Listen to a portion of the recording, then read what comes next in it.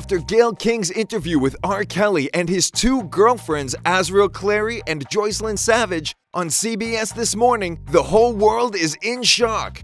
Here in CurioSips, we cannot imagine what the families of these young girls are going through after they were accused of trying to get money from R.Kelly and blackmailing him. Stay with us to find out who Azriel Clary and Joycelyn Savage are and how they were captured by R.Kelly.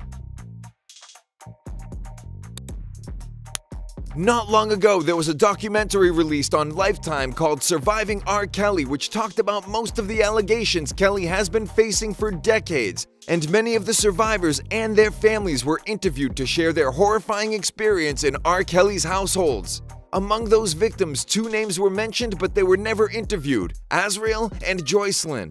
The parents of Azriel Clary, 21, and Joycelyn Savage, 23, begged R.Kelly to set their daughters free. They claimed that their daughters are brainwashed. The most disturbing moment was when Azriel's parents were outside the house they believed their daughter was in and were begging her to come back to the family.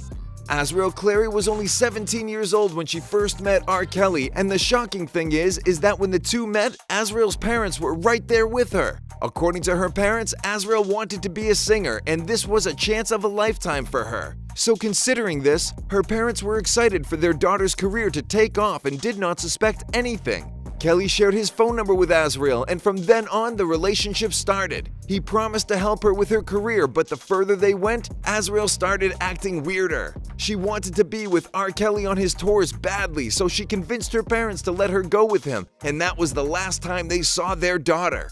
According to the parents, after their daughter moved in with R.Kelly, they were not able to see Azriel for months. Her mother told BuzzFeed, "It was as if she was brainwashed. She looked like a prisoner. It was horrible. I hugged her and hugged her, but she just kept saying she's in love, and Kelly is the one who cares for her. I don't know what to do. I hope that if I can get her back, I can get her treatment for victims of cults. They can reprogram her.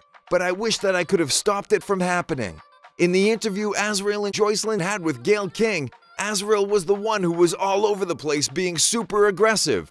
According to body language experts, she was super anxious and felt like she needed to defend something or somebody. While Azriel was the one talking the whole time, Joycelyn was only nodding or was just verbally agreeing with what Azriel was saying. The excessive nodding got to a point that Gayle asked her why she was nodding so much.